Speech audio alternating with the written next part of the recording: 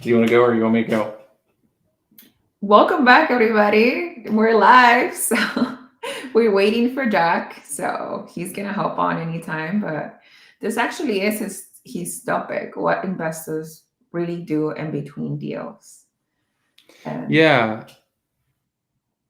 Oh, sorry. I just had that one start playing on the other screen. I just have the chat open so I can moderate. Um, I do think it's kind of interesting because like we can get super antsy like when we're constantly looking at deals on market and you don't have the money saved up yet, so you're just trying to like it's like you want to do something, or let's say you've even done a deal recently and you're kind of stuck in the in between phase, like okay, you know I gotta finish doing all this stuff and then I can finally start looking again. um, but it is important, I think, to build some really good habits. Kind of like what got us there will continue to get us to the next deal and the next deal and so on. If saving, really what I focus on is especially like when I'm getting into a mode of aggressively saving for a deal, just like cutting out going out to eat, maybe washing my car at home instead of at crew car wash. I just went and did that earlier today because I had salt on it. You guys don't have that problem in California.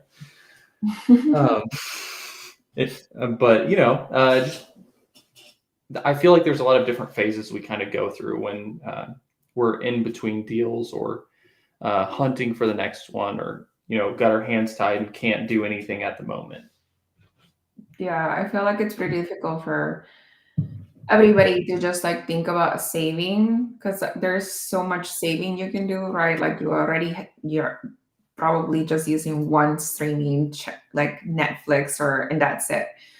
But I think like in my normal day-to-day life, like I minimize everything as much as I can.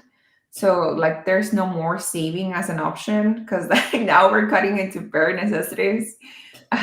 Like we're gonna buy toilet paper, right? And we're gonna buy food. So but not other ways to make income, but Mhm. just trying to maximize. Like I'm always running in scenarios of like maximizing what you already have. So that being like I have options to contribute to my 401k. That's what I do. I looked at as like kind of like an extra saving as a piggy bank, like worst case scenario, I can always take it out. I will pay penalties and stuff. Like I can do that, monthly. And I even try to front load that during the beginning of the year. So much so I also, this is not advice whatsoever, but I also claim extra deductions throughout the year so I get more cash out of my paycheck.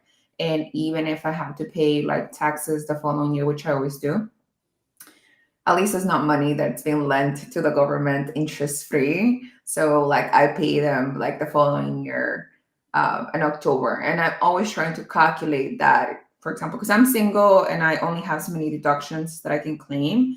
So I'm always trying to calculate what my tax rate is would be. It's going to be a little bit different next year, but that's some of the things that I do in between deals. Like I do adjust my paycheck, how much I can get according to how much I'm making and what kind of deductions I could think during the year that I could take extra.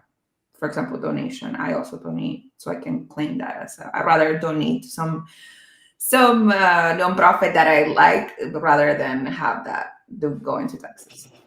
Oh, that makes sense. That Yeah. makes sense. I did see some people texting in the chat or posting messages in the chat. Man, I sound like a boomer right now. Mark saying aloha from Hawaii. What's going on, man? Got Flavio from Grandview, Washington. What's up, dude? And then we have old guy REI Mhm. saying aloha from Watsonville, California. I don't Yeah. know why I butchered that.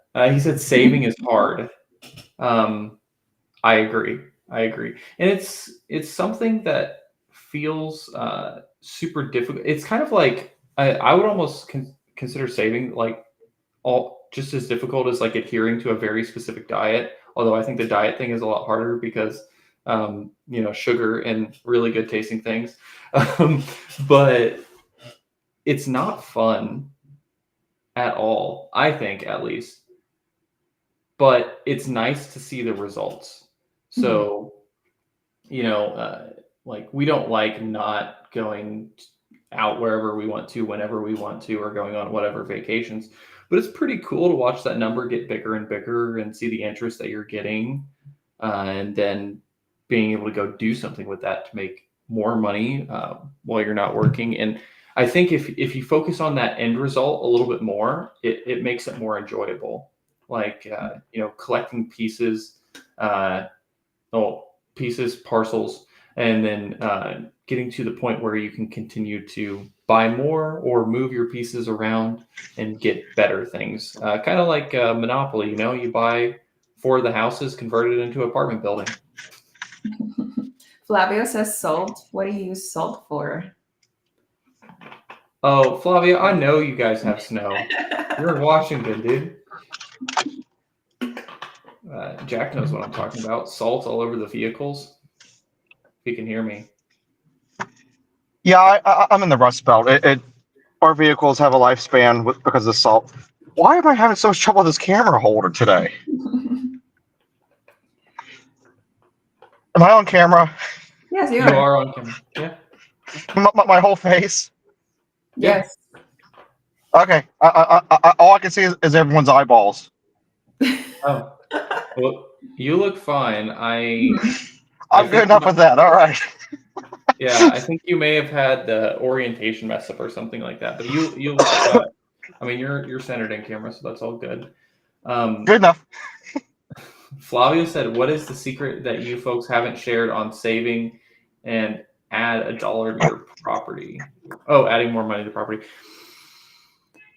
Oh, that's a good one.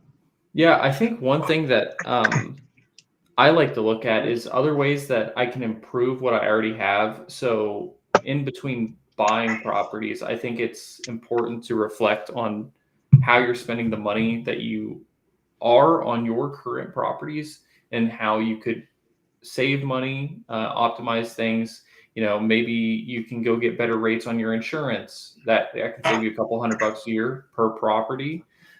Maybe you can go get a different quotes on the trash services if you pay for that. Or I saw something where Matt was talking about, Lumberjack Landlord was talking about using specific toilets and different things like that to be able to minimize the amount of water if you're paying the water. And I know a lot of the duplexes and stuff that I look at least, like there's only one water line, so you're generally paying that. So I think that's a really interesting thing to look at. What about you guys? Don't use my debit card at all. I use everything that I can pay with the credit card. I literally pay with the credit card because I collect the points. If anybody sees me traveling, the most likely it's been for traveling from credit card points. That rewards on hotels, like every single thing is paid. Flights throughout the last, 5-6 years, it's been all paid to credit card points. So I seemingly don't spend any money on trips whatsoever. That's pretty sweet. What about you, Jack? I try to optimize and so if everything is done and the place is rented out, I'll do more of the hard, like the money value, the more of the money value things. So that's when I'll do like your roofs and if I rent it out, and for example, the hot water tank is 8 years old, I'll replace the hot water tank, like stuff that actually will show up as a good buy and like a home inspection report. Those are the small things I try to take care of, as well as just another thing I'll do is on another property I was working on a retaining wall, for example. So just different things that add curb appeal that you could see in the sheets. So I'm not going to tackle big projects, but just little things. Gotcha, like doing some, maybe some landscaping and stuff like that, or updating, main mechanicals, making sure everything's operational. Yeah. I also don't update anything on my primary residence, so everything here is falling apart, and that's not gonna get fixed. I don't know how long, but basically, I don't spend any money updating my house, but I spend all the money updating my rentals. Yeah, same here. And even poor Cynthia's place. she's like, when are you gonna do this stuff? I was just like, I don't know, probably never. I was like, there's a reason why a car mechanic would rather buy another car than fix his own stuff. Yeah, I would equate that to being like a handyman or a contractor. And when you're out working all day on all of your houses, you're like, well, all the other people's houses and properties and whatnot, like having to go work on your own stuff sucks.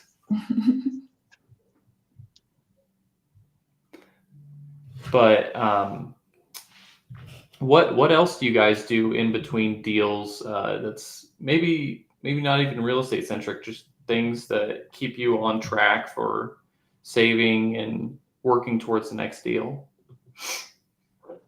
Honestly, one of my favorite things to do between deals is something we're doing right now. I like to get on with friends on YouTube and stuff and talk about real estate.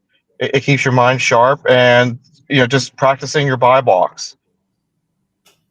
No, I think that's a really good point. So just talking with friends and continuing to talk real estate, not lose your skills on underwriting and everything like that by, you bought one, you're not going to buy one for a while, but you're still continuing to work on it. So when it is time to buy again, you've got your buy box narrowed and you're sharp on your numbers and so on. Sorry, Lynn, we're friends now. I'm dragging your coolness factor down. No, we knew we were friends since last year. I was following Jack around at the conference. Oh, yeah? Yeah, I actually switched this year. So I'm going to be, because last year I did the VIP tickets and I felt like I got separated away from a lot of the group because there's maybe 40, 50 people that got those. But I didn't spend as much time downstairs. And this time I was thinking about it because I did buy the VIP ticket and I was like, wait a minute, why am I going to this event again? To hang out with the people? So why am I going to go try to hang out with the speakers instead? Now, not that that's not a good thing, because you can do both. No, and I was lucky enough. Okay, so someone bought me and Cynthia our tickets, and I'm not going to disclose who, obviously. And they wanted to know if I wanted the VIP section, and that was basically my answer. It's just like, I really enjoy talking to everyone. I was just like, the speakers, most of them are on Zuber's channel, and they say a lot of similar stuff every week. So, yeah, it'd be cool to hang out with them, but they're going to come out, and you can talk to them for a couple seconds here and there, and it's fine. Like, I'm there to hang out with you guys. Yeah. The crowd dwellers. Oh, man, I switched this year. I moved to VIP to see if I can talk to the speakers. You guys should just trade tickets is what you should have did. Yeah, I should have gave you my ticket. Yeah, the reason I downgraded was I thought I would get, you're going to get more out of, in my opinion, just talking to everybody else that is showing up there for the event. Because, I know people will get, what do you call it? I'm trying to think of the word, star something, it's not star shock. Starstruck. Starstruck, yes. Talking to the speakers and stuff like that. Oh, it's really cool to meet them, see what they did. But at the end of the day, they're all just regular people, and I think it's easy to, well, one, you're going to be able to connect with them throughout the event, but also meeting other people that are in the crowd that are just like all of us that have done the exact same thing, which there's hundreds of them there that are either working on it or a lot of them are way farther ahead than me. We've got some retired people in the crowd that aren't working. They just come there as a family reunion to hang out with everybody. But the one thing I'll say is, as far as speakers, of all the speakers I talked to, the lumberjack landlord was the one that caught me off guard. Because you see his personality on camera and stuff, and I don't know necessarily what I was expecting, because it's just it's just a person. But whatever you imagine yourself, or whatever you imagine him as, when you meet him in person, he is even more kind. He's even more generous. He is whatever you imagine. double it.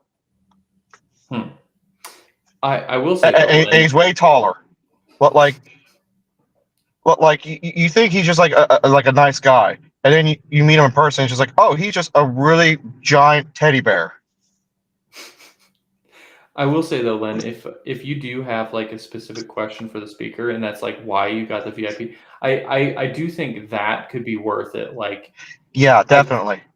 it's like a $300 or $400 difference. So if there's like one tiny thing that you can like take away from talking to one of them and asking them specific questions that's going to help you in your portfolio, it really doesn't even have to be a big thing. Just one little thing in real estate, just since it's all the value in real estate is so magnified, like I see it as being 100% worth it to pay the difference. I just didn't want to this year because I wanted to have my plane ticket covered and everything like that. You know what? Sometimes you hear the same message from different people, but you only get clarity from that message from a moment, and it could be anybody, right? It can be a friend or somebody you're listening to. So I just wanted to experience like if I'm going to get, I don't know, like Dylan, I think you quit your W-2 when you came back from the conference, right? Like you went into after the conference. Yeah. So I just wanted to see if I'm getting like an additional spurt of motivation from talking to the speakers. Well, we'll see. Yeah, I'm 100% for it, and I think the cost difference is so minimal in the grand scheme of things that it could be tremendously impactful to go and talk to the people, especially the people that have done exactly what you're wanting to do. And I'd imagine there's like specific speakers that you wanted to talk to during the event, and you're going to have like that was the cool thing about it. There was plenty of time to like sit there and talk to Matt and Mike and everybody during lunch and stuff. And I enjoyed it, but I thought for like this upcoming year, like, okay, I did that last year. Now let me do the, let's just go hang out with everybody and meet everybody that's showing up for the event. But I think it's so open too. Like you can hang out with whoever you want, technically. Yeah, 100%. I mean, you just walk back and forth. Like I could have walked back and forth the whole time, but I just stayed upstairs for the most part. And then we all went out to the bars and stuff till like 2 a.m.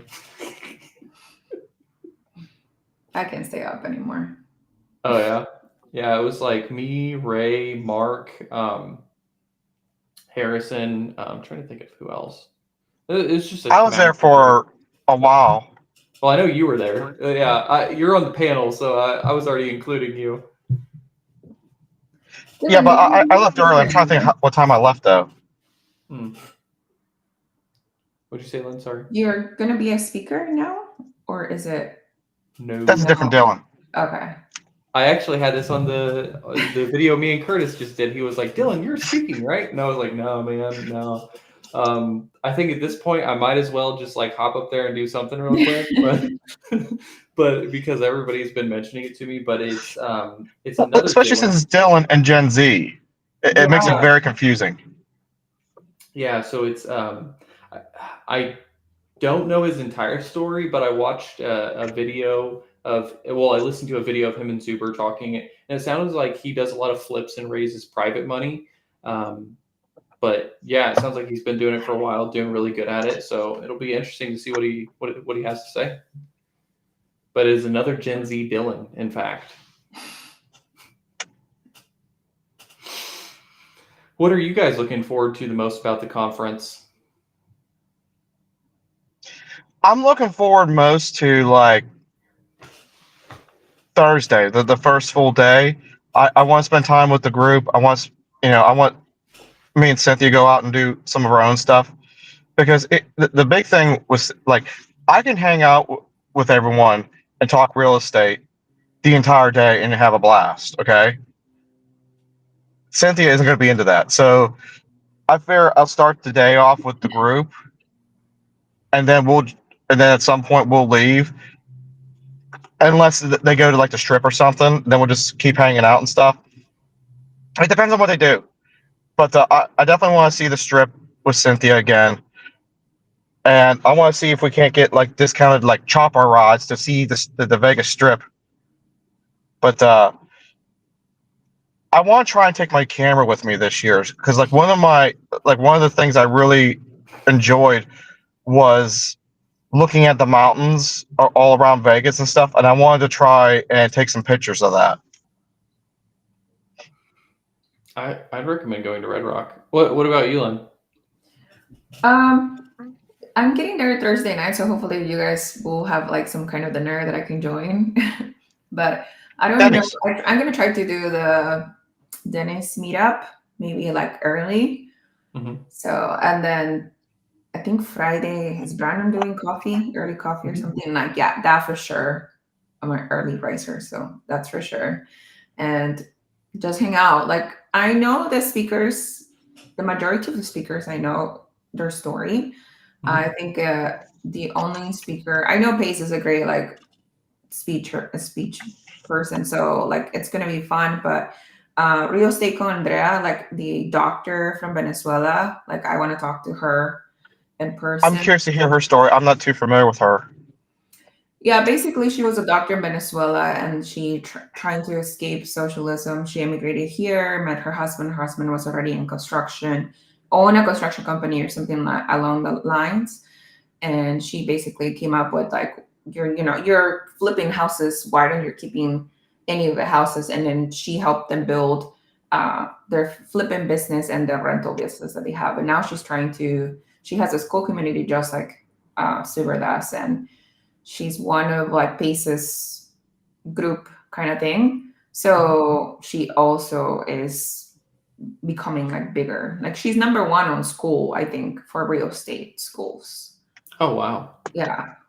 that's pretty Oh, cool. I remember hearing Zuber talk to her now because I remember them saying that. Hmm. Yeah, I didn't know that. Sounds like Flavio's saying his favorite thing to do that he's looking forward to is meeting all of us and Mark to see if he's the same person in real life. He is. He is the exact same person. Flavia, are you going to bring your bulletproof vest? I hear Vegas is pretty rough. It can be. Not where I'm going though. I'll tell you that. I'm looking forward to. There's a sushi place that I go to every single time I'm in Vegas. It's either a sushi place or Korean barbecue, but both of those are really good. And I think they're owned by the same people because both menus have the same sushi because it's a sushi and Korean barbecue place. And yeah, I'm really looking forward to that. That's probably gonna be my favorite thing while I'm there. I'm not gonna lie. Was that the Korean barbecue place we went to last year? Yeah. Or yeah, they have sushi yeah, too. that was the first time I was ever at a place like that, and I was sitting next to Harrison, and he's like, he kept asking me, he's like, "What are you going to order, Jack?" And I was like, "I don't even know how to pronounce half this stuff." I was like, "Just pick for me." Yeah. Yeah, I mean, I was like, "We're all sharing anyway." I was like, "Just pick for me." Yeah. But for anybody that is in Vegas or is going to be in Vegas, it's called Huaro, like HWARO. It's really good. I'm glad you spelled that. Yeah, they have a second one too. It's called Huaro 2. So I don't know if it was just so busy that they had to open the second one and put a 2 on it, but For anybody that's going to stay at the strip, there is the Cosmopolitan. There's a spot that's secret. It's called Secret Pizza, and it's New York style pizza. It's really good. There's always like a huge line. Have you gone to any of the secret like the speakeasies within the? Yeah, those are cool. Yeah. I like the what is it, like Snow Lounge? Is that in the Cosmo? I think it's like a Winterland, something like that. Yeah. Yeah, that was one of my favorite ones. And then the place in the Aria, like they had a little whole like there was a performer in there singing and stuff while we were in there. It was pretty cool. I couldn't find any of them last year, but I wouldn't mind going to. Mikey was showing me one before we left, and then he had his injury. But he was showing me one. It was like was it 1920s?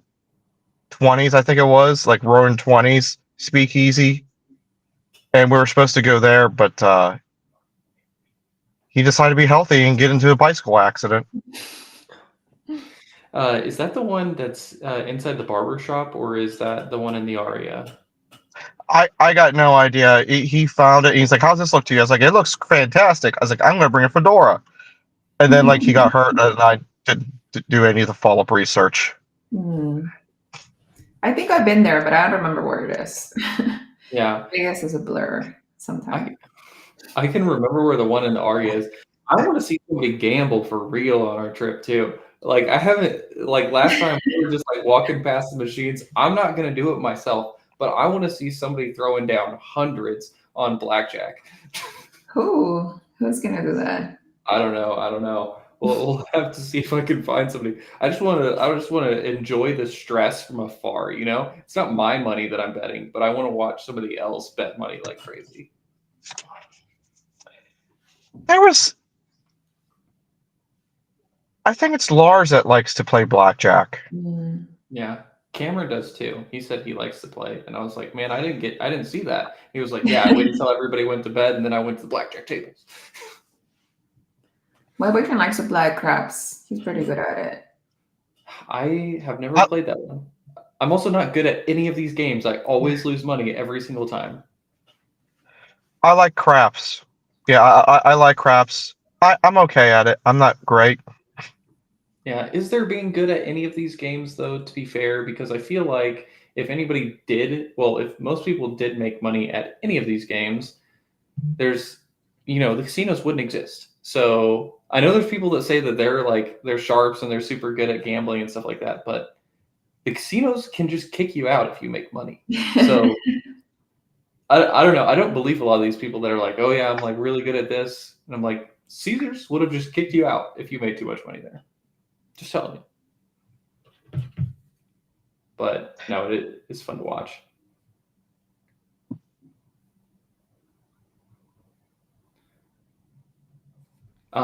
Sorry, I was responding to something really quick. But yeah, anything else that you guys want to cover, like going into the event? Is everybody getting there on Wednesday, or are you guys getting there on Thursday? I think you said Thursday, Lynn. Yeah, Thursday I'm driving there, so I'm gonna be there like late afternoon. Mm-hmm. I'm flying in Wednesday. My goal is to be there, be in a room by 7, so we can like sit down for a minute, catch our breath, and then go to Denny's. Gotcha. Yeah, I think I haven't booked my ticket yet, but my plan. I haven't either, but there's a lot of planes that come in at 6. Well, I'm just gonna shoot for one of them. I just Nice, Curtis. PE tournament, Curtis. We cry in between deals.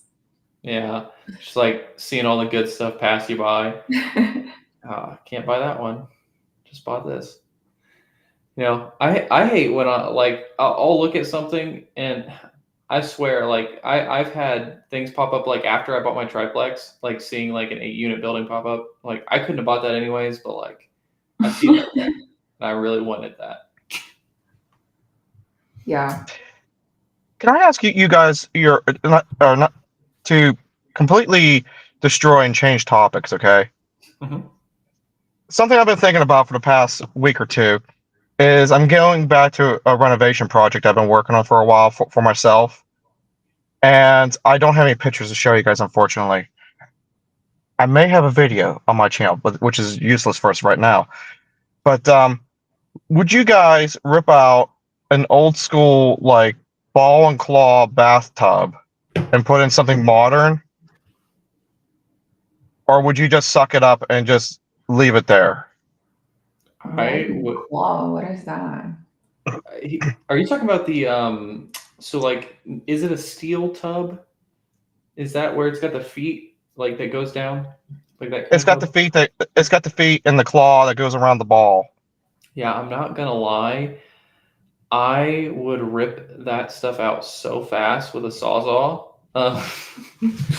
Like it does not belong in his house. It just does not belong. Yeah. But like I feel guilty because it's like it's all fancy and his bathroom is done to like is done to the nines and stuff. But it's just like I'm like looking around, just like this house is like literally a mile from being in the ghetto. I was like, it does not deserve to have this, and it's just going to be abused. Like, what is this doing here? Does it function? The bathtub. What's that? Does it? Oh, it works fine as far as I know. Then Pitch it as an amenity. why repair something that's working? I don't know. It's just I think it's going to cause more future maintenance is the problem Mm. because they require they require additional care and stuff, and tenants aren't going to do it.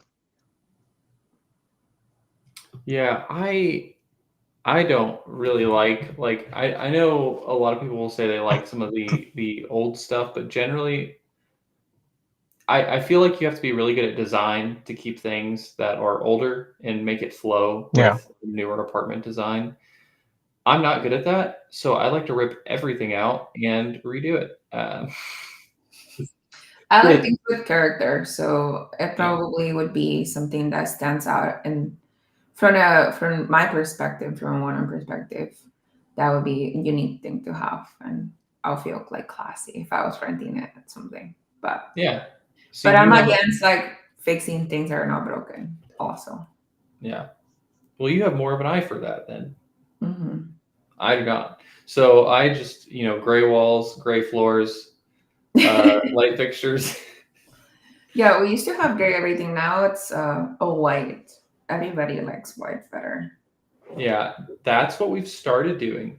But all of my previous stuff is gray now. So I have to change away from millennial gray to white because that's what's in style. Everybody just wants completely white walls and everything like that, which is kind of cool because like with the LVPs, when you're doing gray walls, you couldn't really do like a light brown flooring. Like I just felt like it looked weird. Mhm. But now with the white, you could do a really dark brown, or you could do like a gray, or you could do a light brown, wood plank look. I think it kind of opens it up. So the one renovation project I did last year on one of my properties, Harrison has officially named it because I can't come up with a better name for the units. But he's named it the Hershey Kiss. I painted it like it had brown and white trim, so the white trim turned brown because there's just too much brown. Mm-hmm. So the white trim turned brown. It had hospital asylum white that turned into almond, and then I put semi-gloss white ceiling, and I put like a tannish light brown LVP down on the floor, and it looked fantastic. When I was showing Harrison it through the video, I can't remember if he said this on the video or if he named it this after the video that we did together, but he's like, it's a Hershey Kiss. Dude, I was just like, and I was like, are you making fun of me? He's just like, no, Hershey Kisses are fantastic. But I actually love. It's wild. But I really love how that one turned out. We need Yeah. pictures for me to like picture it. I want to see how you semi-gloss the ceiling, dude. No, semi-gloss paint. Yeah, that's what I'm talking about. It's all shiny and stuff. I always do a flat. Yeah. Mine's shiny. Yeah. That's what I was thinking. Like I need to see pictures. Well, the reason why I had shiny is because it doesn't have good lighting. Mm-hmm. That makes sense. And, well, you also made it all brown instead of white. Yeah, it doesn't have good lighting, and I painted it darker colors. So I was thinking, like, maybe if I make it shiny, it will help. And I don't know if it did or not. And you can't even tell it's semi-gloss, to be honest. Mm-hmm. Yeah, I'll do like this is my hack for like when I'm redoing a unit, especially if I'm replacing the flooring and everything like that. I will just get eggshell and I will spray paint the ceiling and walls the exact same color. And for some reason, since it was flat on the ceiling beforehand, it just looks flat, even though it's eggshell paint. And then I eggshell the walls. Perfect. Yeah, I think Frank said that you could do that, right? You can start with flat and then finish with eggshell or semi-gloss. Yeah, I don't even do that. I just get out the paint sprayer and it's just eggshell everything. Yeah. Just the finish has to be whatever you want. Yeah.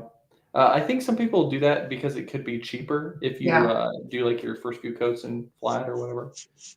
I see that Flavio said, well, first, I thought there was somebody that said hi, and I wanted to make sure we acknowledge Duality C. I just wanted to say hello. And then I saw that Flavio said he does like that style of white walls when a tenant moves out. It's easy to do touch up. Yes, I've learned the It's hard easy way. to clean too. Yes, I've learned the hard way. You cannot touch up paint eggshell. You have to paint the whole wall. I mean, you can, but it's going to have different shines Yeah. because of how it sets. So that's fun. Got any other hacks? I guess. So Or sharing. so talking about what you're talking about. So something I learned while doing auto body work is you don't just touch up like a small area or try to fade it in and out because then it makes it completely obvious. You take it from seam to seam. So like if you're doing a front panel, you paint the whole front panel, even if it's just a small area. And that's why people get confused in the auto body industry. But like it's $600 to fix up this tiny little nick. Yeah, because the whole thing needs painted. That makes sense. The eye will between the black lines of like the hood of the car and like the door creates like a buffer, and if it's slightly off, your eyes can't necessarily see it unless you really look. And that's kind of how I've taken that philosophy into painting houses and stuff. So I'll take it to corner, especially a dark corner, because it's going to make it harder for your eyes to detect that the paint colors are different. So one thing that I will throw in here while we're doing hacks is if you have like a hole in wood, or you've got a window frame that's kind of coming apart or something like that, or you've had like dry rot in the window and you need to repair the wood. Speaking of automotive, I use Bondo. I will just fill in the cracks and I'll sand it down. It's way cheaper than getting a new window, but that's a landlord special right there. I'll tell you. I had someone. What? I don't know much about I so. Oh. What are you saying? Oh, I had a handyman once.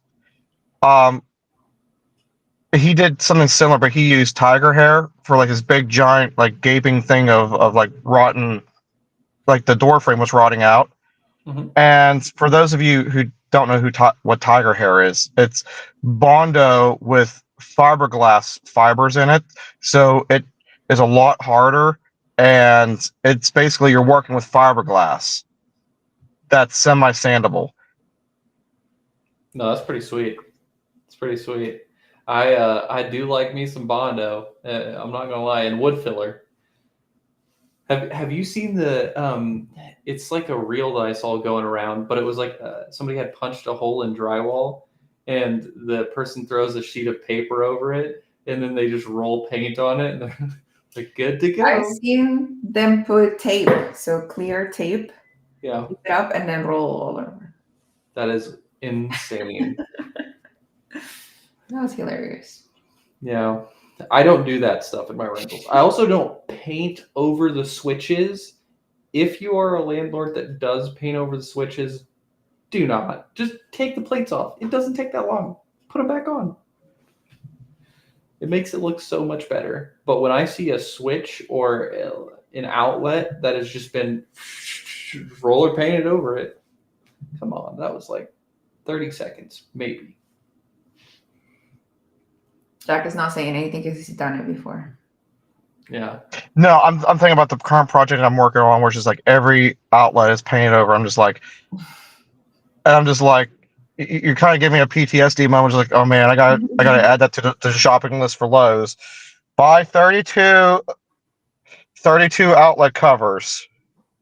Yeah. Well, I mean, if you really want to just replace the outlets really quickly, all you have to do is get a white spray paint can, and you just go around to all of them and just change the color back to white.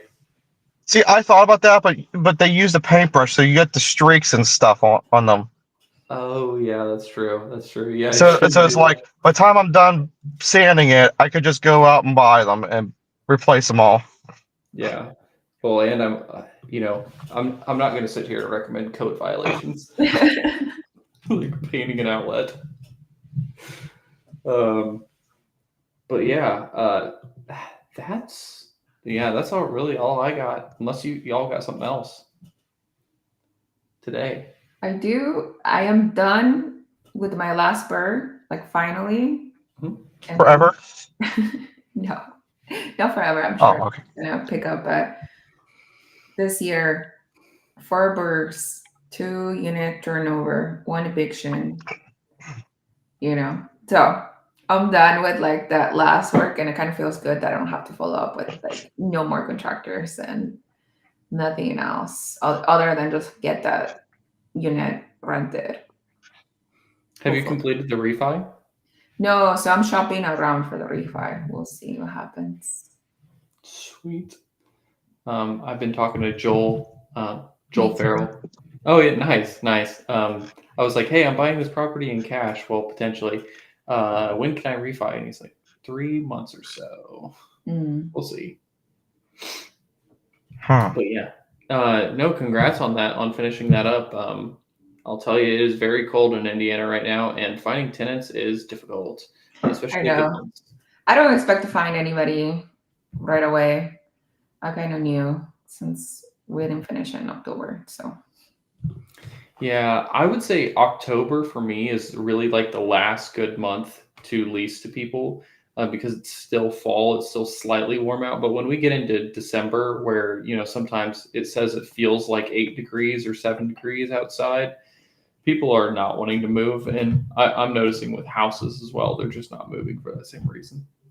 yeah, actually, I picked up a house in October and had to turn it over, and then we have a tenant already.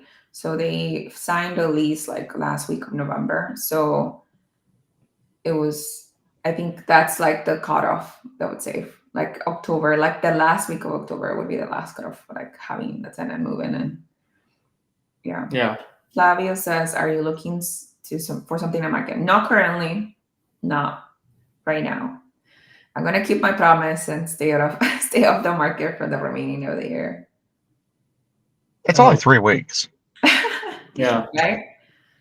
yeah. I saw this video where somebody was like, "I paid my mortgage for the rest of the year." I know some of y'all can't do that, but I'm just letting you know, I paid it. And like the comments are like, wait a minute, it's December. Flavio said he has You have 3 houses in. empty houses. Why? You He's don't got got this snow house. right now.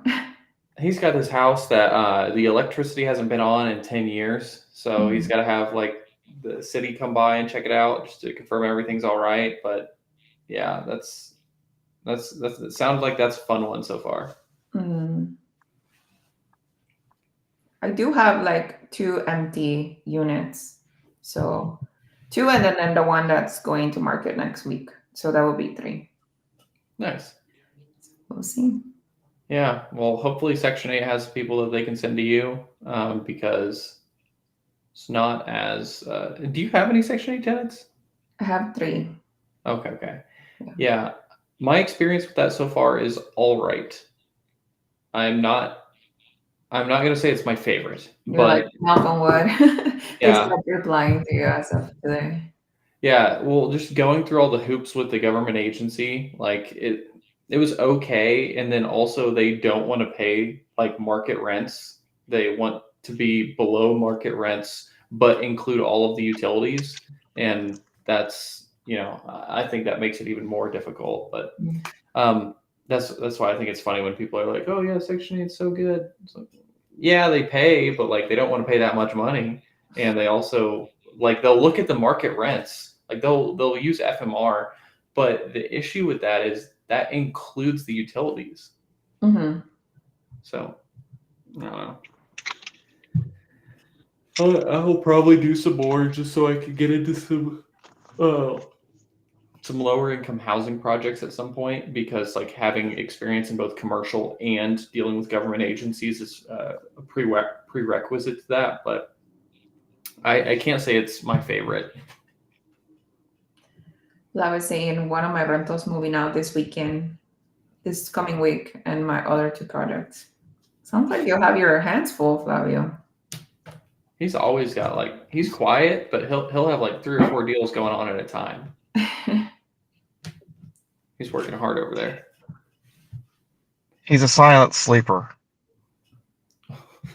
What? in the racing industry, okay, so like a sleeper car is something that looks like is like something to be like I don't know. I built a few of them. So like I took a Chevy Malibu for example, and I put like an LS motor in it. Uh-huh. So like a Chevy Malibu stock only has like I don't know 100 maybe 200 horsepower. Like they're a sedan. But when I put the LS motor in, now you have a vehicle that has like 600-700 horsepower and looks completely stock. And you pull up next to one and be like, "Do you want to race?" And then you hit the gas and it's like you're like, "Oh crap." Yeah, no, that makes sense. I've It never just, modified my cars, but no, it's interesting, I especially on think the the base one model one. I think the ones I have now. I'm sorry. No, that one I modified. So half the ones I have now are not modified. No, that one's modified too. The one I'm currently sitting in is not modified. There No, you go. I changed that. Okay, so none of the vehicles I have are modified. Or not modified. Yeah, Yeah, they're all modified.